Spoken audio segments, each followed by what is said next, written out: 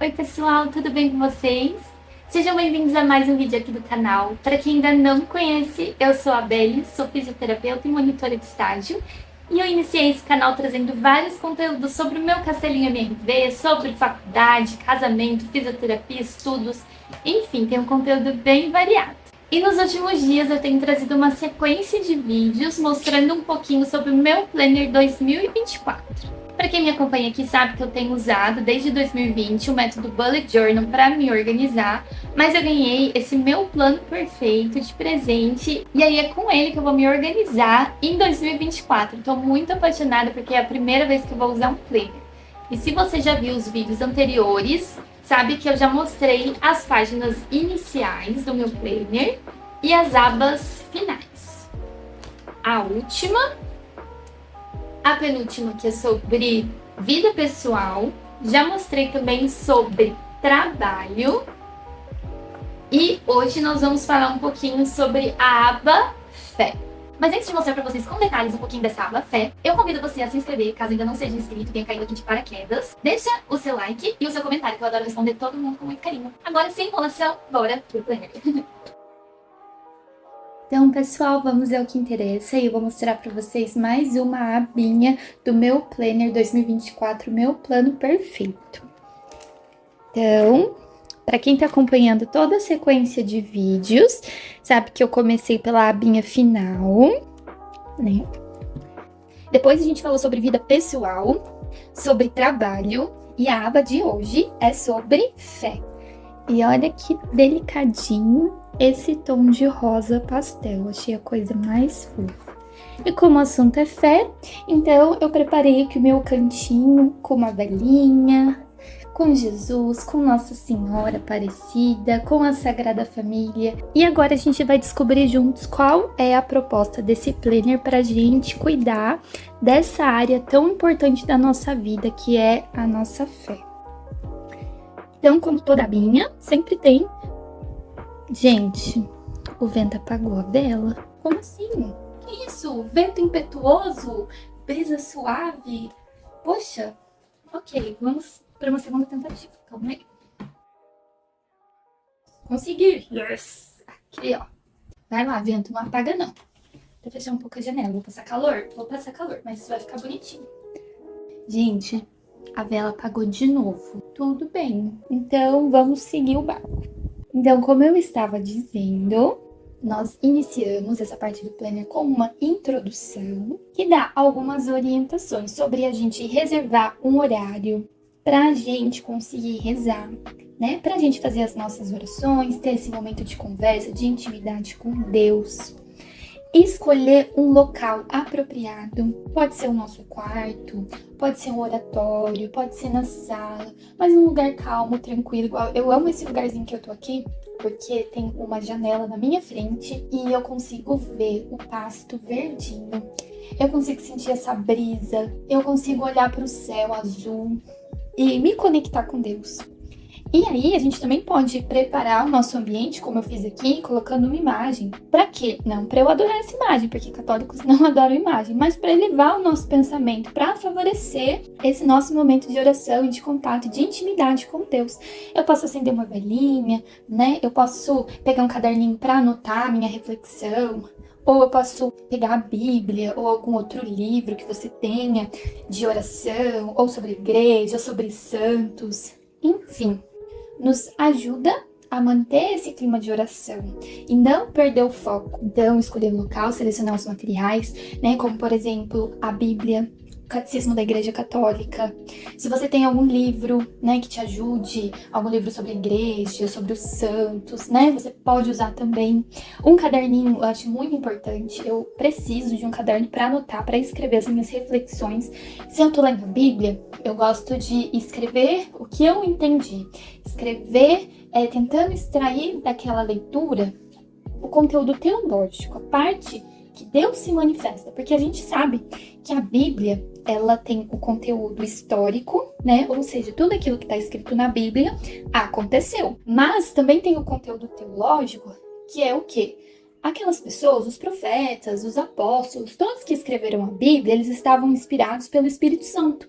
Então eu peço esse mesmo Espírito Santo para com que eu consiga ler a Bíblia e, com sabedoria, entender o que Deus está querendo passar para mim. Qual é a mensagem por trás daquilo? Porque eu não posso interpretar a Bíblia e levar ela ao pé da letra. Apenas aquele caráter histórico. Mas eu quero encontrar Deus ali naquelas linhas. Então é por isso que é muito importante a gente ter um caderninho para fazer as nossas anotações.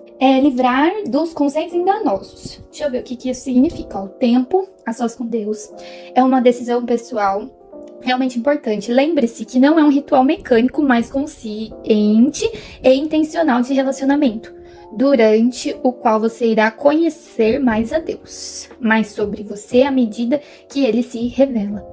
É muito provável que imprevistos aconteçam e te impeçam de usufruir desse privilégio.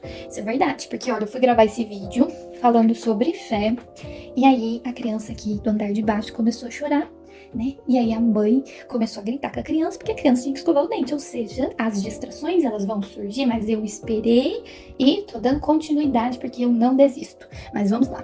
Quando isso acontecer, não deixe que a culpa invada sua mente e a deixe paralisada. Você continua sendo filho amado e conhecido do Pai, e pode continuar conectada com ele através das escolhas que faz ao longo do dia. Tente novamente no dia seguinte. Olha só que bacana. Às vezes, quando a gente tá iniciando, né, essa vida de oração, quando a gente tá tentando estreitar nossos laços com Deus, vai ser difícil, vai ser muito difícil, vai ter muitas barreiras, muitas dificuldades, né? Lembra, a porta é lá estreita, mas você não pode desistir. Se você não tem tempo para você sentar e se dedicar a essa leitura da Bíblia, a escrever as coisas que você meditou, se você não tem esse tempo, né? Então, tenta trazer Deus pro seu dia a dia, né? Por exemplo, enquanto eu tô no ônibus, eu vou rezando o mistério do terço, eu vou conversando com Deus, eu vou entregando meu dia, né? Eu vou fazendo uma reflexão sobre o que está acontecendo, né? Eu vou pedindo para com que Deus, que o Espírito Santo, ele me conduza ao longo daquele dia, né? Para com que eu consiga testemunhar minha fé no meu dia a dia, no meu trabalho, nos meus estudos, porque não adianta nada a gente só falar sobre Deus, a gente falar de Deus, ou a gente só ler a Bíblia, ou a gente só ir na missa, se a gente não dá testemunho, se a gente não vive, se as pessoas não conseguem encontrar algo de diferente em nós. E esse diferente não é mérito meu, mas é Jesus que habita em mim. E a minha amizade com Jesus me transforma, e as pessoas conseguem sentir isso, elas podem até não saber o que é, mas elas vão compreender que é Jesus. Então a gente precisa dar testemunho no nosso dia. E aí, essa questão de você ter um tempo só dedicado para oração, tente de novo. Uma hora você vai conseguir, uma hora você vai sentir necessidade, uma hora você vai substituir aquela uma hora, aquela tarde inteira dedicada ao celular, você vai perceber que ela vai ser muito mais proveitosa e vai te fazer muito mais feliz e vai preencher os seus vazios, estando em oração com Deus, lendo a Bíblia, rezando um terço, ou simplesmente contemplando Deus na natureza, no céu, no passarinho voando, na borboleta, na vida acontecendo, sabe? Então, você vai querer, você vai ser uma escolha sua. Poxa vida, eu poderia estar assistindo uma série da Netflix? Poderia, mas eu quero dedicar esse tempo, estar na presença de Deus. E as coisas acontecem naturalmente, tudo no seu tempo. Para tudo é um tempo, até mesmo o tempo de conversão de cada um, esse tempo de criar intimidade com Deus, né? A gente só consegue através da oração, mas assim, tudo no tempo de Deus. Deus sempre nos convida, e aí vai de nós aceitar esse convite, né? E trazer ele para participar do nosso dia a dia, da nossa correria, daqueles momentos que a gente tá no trabalho, na faculdade, enfim. Então, é sobre isso. Vamos lá. E o mais importante é que a gente é filho de Deus. Independente se você é aquela pessoa que fica o tempo todo dentro da igreja rezando, ou tem muito tempo dentro da sua casa para você poder ler a Bíblia e se aprofundar na fé. Da mesma forma como aquela pessoa que tá numa correria, pra lá e pra cá com seus filhos, ou com seu trabalho, ou com alguém que tá doente e precisa cuidar. E aí não tem esse tempo, sabe? Mas tá pensando em Deus, tá com o pensamento elevado. E até mesmo se você não tem pensado muito em Deus, você pode ter certeza que você é amado e Ele tá à sua espera, né? E esse momento de despertar, ele vai acontecer. Então você confia, né? Confia, e quando esse momento chegar, se entrega, porque é muito bom a gente estar na presença de Deus. Toda vez quando eu sento aqui para estudar, eu sei que eu tô na presença de Deus. O meu pensamento tá elevado, né? Toda vez quando eu tô fazendo uma comida, quando eu tô lavando uma roupa, quando eu tô saindo para atender paciente, quando eu tô lá na faculdade, né, orientando os alunos na clínica, né, dando alguma aula, Deus tá ali comigo, através do meu agir. Então, assim, é sobre isso, né? Deus quer que a gente testemunhe com a nossa vida e não apenas com palavras, tá? Não é o tempo, mas é a qualidade, é a intenção e é o amor dedicado às coisas com Deus. Dando continuidade. Aqui tem alguns conselhos pra gente crescer em conhecimento e relacionamento com Deus, como seguir o nosso planejamento. Para poder desenvolver um hábito, a gente precisa de constância para virar hábito, né? Precisa ser todos os dias, né? A gente precisa se orientar, se organizar para com que vire um hábito.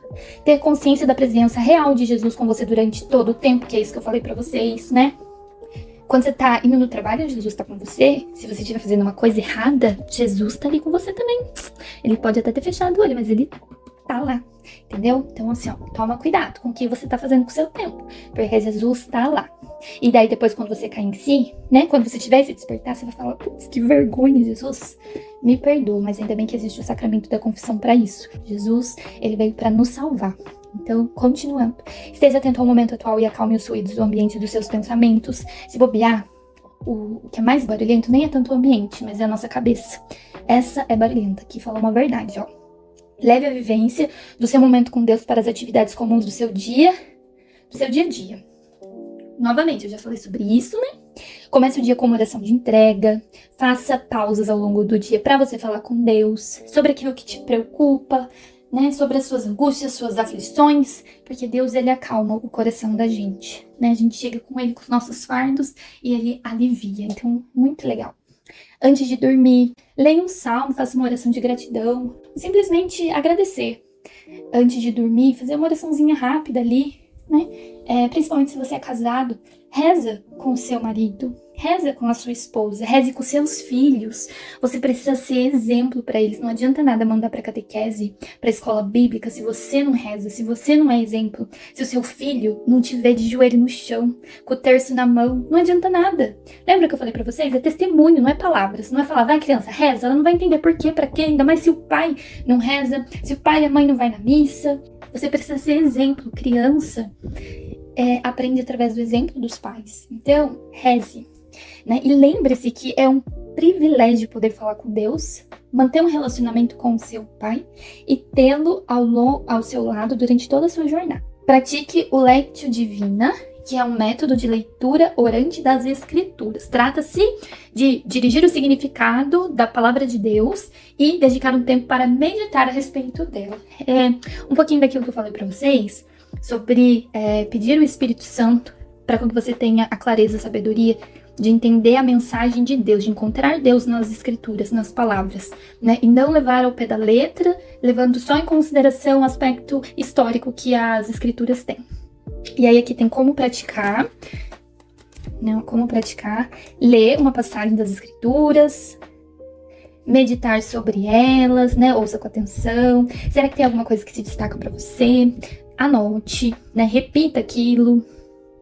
Sobre orar, que é responda a Deus, diga a Ele o que você pensa sobre aquilo que leu. Contemplar, que é aquele momento que a gente para, que a gente fica em silêncio, sentado na presença de Deus. A gente convida o Espírito Santo para que ele esteja conosco e deixa ele agir no nosso coração. E aí aqui começa o meu plano com Deus. Esse é um espaço para a gente registrar a nossa caminhada com Deus ao longo do ano. Você pode escrever uma experiência marcante, uma frase do livro que está lendo, um aprendizado, o que Deus falou com você e o que mais desejar. Ao final, você terá o panorama do seu crescimento na fé. E aí aqui é organizado, olha, por semanas. É um campo na horizontal e tem várias paginazinhas para você escrever a cada semana, né? 53 semanas. Coisas que são importantes, que marcaram você ao longo do ano. Em seguida, tem um plano de leitura. Aqui tem uma sugestão, acredito que para todos os dias. Deixa eu ver. Vamos ver se tem 365 dias. É isso mesmo, ó, 365 dias de leitura, tá? E aí tem um campinho aqui para você dar um check. Se você leu, check. Mas eu acredito que eu não vou seguir esse plano, porque eu fui em uma missa e em 2020 um padre ele deu um plano de leitura que eu tenho feito ele, né? Um plano para se ler toda a Bíblia. E eu achei muito bacana, muito interessante. Então, eu tô usando ele, né?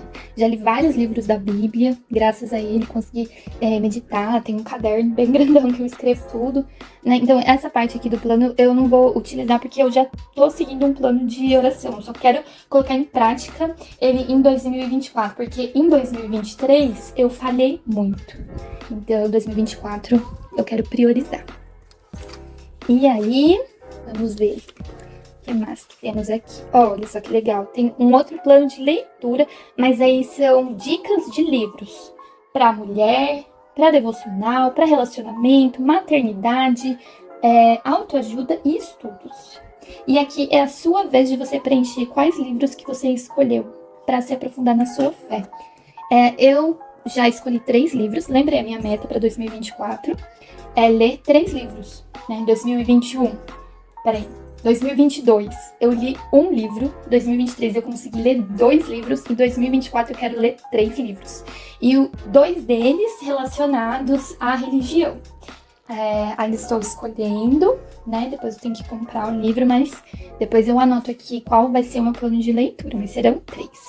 Porque eu preciso de metas alcançáveis, metas que sejam possíveis. E como eu não tenho o hábito de ler livros, né? Comecei nos últimos anos, então preciso começar do zero, né? 1 livro eu consegui, 2 livros eu consegui. Então, se Deus quiser, com 3 livros eu vou conseguir também. E aí tem aqui meu plano ministerial, né? Que é servir através de ministério. Então, aqui vai ser legal, porque eu vou conseguir organizar os meus trabalhos nas pastorais, né? Que eu faço parte da pastoral da catequese, né? Eu dou no eixo infantil para a primeira Eucaristia. Tem também a pastoral familiar, da parte assim, dos casamentos, de encontro com noivos, santificação de noivos que estão se preparando para receber o sacramento do matrimônio, né? E também os casamentos em si. Às vezes não tem uma cerimonialista, e aí precisa ter a pastoral familiar também presente no dia do casamento. Tenho também, sou ministra da Eucaristia junto com meu marido, e a gente ajuda na liturgia aqui da comunidade, né? Ou seja, a gente faz as leituras. E também na parte do Data Show, né? Que é a Pascom. Acho que é isso. Então eu vou anotar essas atividades aqui. Não tem campinho suficiente, mas vou colocar aqui alguns. Aí, hábitos a se desenvolver no campo da fé. E a gente finaliza com as anotações gerais, algumas paginazinhas, tá vendo? E é isso. Esse eu acho que foi o maior vídeo de todos. Já imaginava, porque eu me empolgo. Como eu disse pra vocês em uns vídeos passados, a catequista ela aparece nessas horas. Brincadeira. É isso que eu vivo, né? Gente, eu amo falar de Deus. Deus é tudo pra mim. E não é só falar, né? A gente tem que viver. Dar testemunho, como eu já falei. Enfim, eu não vou estender mais no vídeo. Eu espero que vocês tenham gostado. Muito obrigada pela sua paciência de assistir até aqui. O próximo vídeo da sequência será sobre relacionamento. Algo spoiler, então você não pode perder. Por isso, se inscreve no canal, ativa o sininho para receber notificação dos novos conteúdos. Deixa seu comentário, porque eu amo responder todo mundo com muito carinho. Fiquem com Deus, pessoal. Um grande abraço, até a próxima e tchau, tchau!